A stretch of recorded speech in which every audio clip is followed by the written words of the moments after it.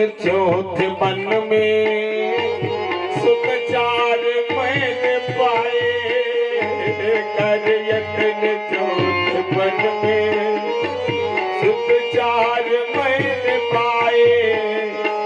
हितवान गुरुजनों को रघुचंद्र है दिलाए, हितवान गुरुजनों को रघुचंद्र है दिलाए, रघुचंद्र है दिलाए।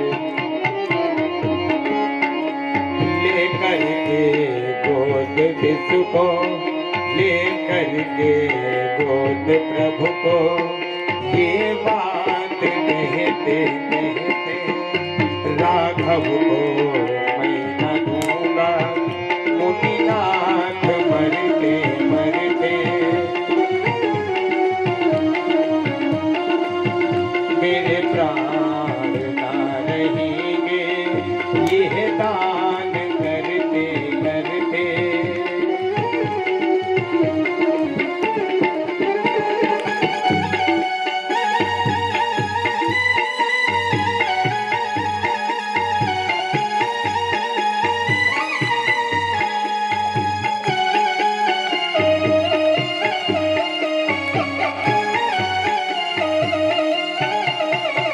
महाराज बोले हैं, होंगे प्रसन्न मुनिवर तो राजपाट सारा, होंगे प्रसन्न मुनिवर।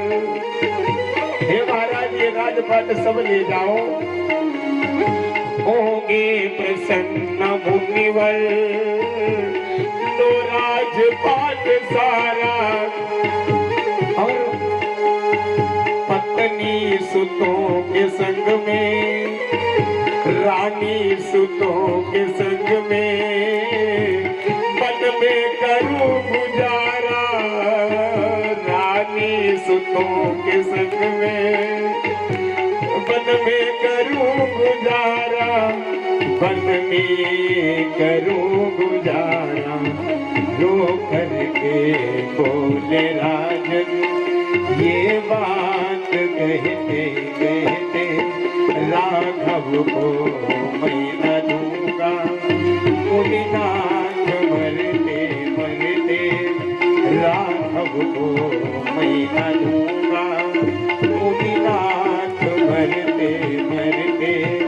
मेरे प्राण ना रहेंगे ये दान करते करते, ये दान करते करते। राघव को मैं न दूंगा, राघव को मैं न दूंगा मुनिनाथ मरते मरते।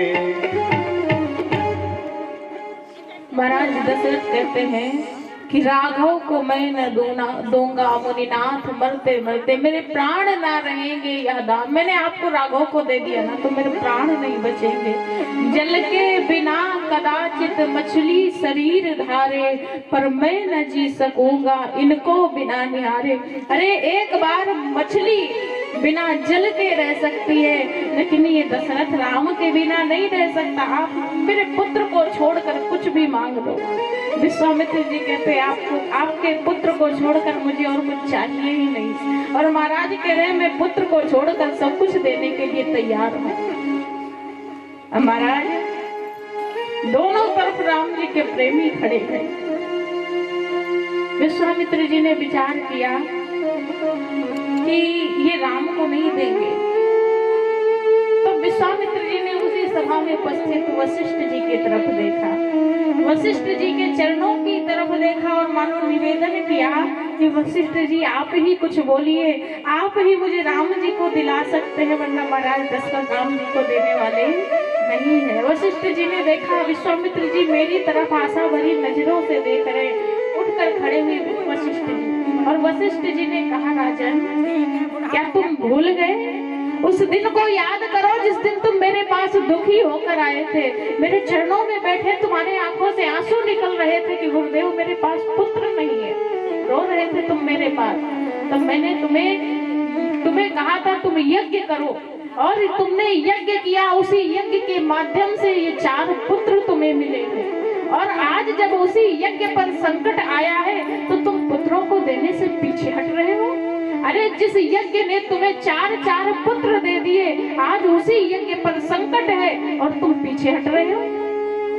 जैसे सूर्य भगवान पर किसी एक व्यक्ति का अधिकार नहीं हो सकता, वैसे ही राम पर, वैसे ही भगवान पर किसी एक व्यक्ति का अधिकार नहीं हो सकता। भगवान किसी एक के नहीं है, भगवान सबके हैं महाराज। जैसे सूर्य देव की रोशनी को कोई नहीं रोक सकता कि हमारे घर में पड़े, हमारे पड़ोसी के घर में ना पड़े, रोक नहीं सकते आप सूर्य की रोशनी को। ऐसे ही भगवान सबके हैं महाराज, एक के नहीं है। ये जो तुम्हारे बेटे राम है ना, इन पर तुम्हारा अकेला अधिकार नहीं है। ये मत भूलो कि तुम्हें यज्ञ के माध्यम से ही 4 पुत्र प्राप्त हुए। महाराज दशरथ शांत पड़ गए, सिर को झुका लिया। वशिष्ठ जी ने देखा, वशिष्ठ जी ने कहा, दशरथ, हमारे शास्त्र कहते हैं साधु ते होय न कारज हानि। साधु से आपका कितना लाभ होगा ये तो पता नहीं है, लेकिन साधु से कभी तुम्हारी हानि नहीं हो सकती है। और ये संत तुम्हारे द्वार पर आए तो तुम क्या विचार कर रहे हो, तुम क्या सोच रहे हो? तुम्हारे द्वार पर ये तुम्हारे पुत्र को मांगने आए? अरे तुमसे कुछ मांगने आए, तुमसे मांगने नहीं आए, तुम्हें कुछ देने आए हैं, वो तुम्हें दिखाई नहीं दे रहा है। अरे ये तुम्हारे पुत्र को इधर से अकेले ले जाएंगे और उधर से तुम्हारी बहू सहित लेकर आएंगे। साधु जब भी आता है कुछ ना कुछ देने आता है। महाराज ये बात सुनी, महाराज दशरथ ने तो शांत पड़ गए कि राम जी का विवाह होगा, मेरे बेटे का विवाह होगा। अब तो प्रसन्न हो गए और प्रसन्न होकर बोले, गुरुदेव ये बात तो आप पहले भी बता सकते थे कि मेरे बेटे के विवाह के लिए ले जाना है विश्वामित्र। मैं कभी मना नहीं करता। अरे मैं तो चाहता हूँ मेरे राम का विवाह हो जाए, जल्दी से मेरी बहू घर में आए। अब देर किस बात की? राम को, लक्ष्मण जी को बुलाया और विश्वामित्र जी को सौंप दिया और कहा, राम आज से विश्वामित्र जी ही तुम्हारे माता और पिता हैं। अच्छा, दशरथ जी ने ऐसा क्यों कहा कि विश्वामित्र जी ही तुम्हारे माता पिता हैं? दशरथ जी को पता है वहां विवाह की बात चलेगी और विवाह के बाद में माता पिता की सहमति जरूरी है।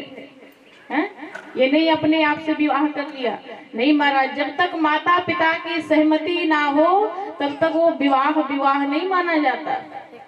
माता पिता की सहमति जरूरी है, तो वहां पर माता पिता की सहमति की आवश्यकता पड़ेगी। और मैं तो यहाँ अयोध्या में बैठा हूँ, इसलिए साथ में विश्वामित्र जी रहेंगे। तो विश्वामित्र जी को ही सौंप दिया कि मेरे बालक नहीं, यहाँ से तुम्हारे ही बालक हैं, इन्हें ले जाओ, जो चाहो, जो आज्ञा आप दोगे वो समझो मेरी तरफ से ही आज्ञा है। इसीलिए कहा आज से राम यही तुम्हारे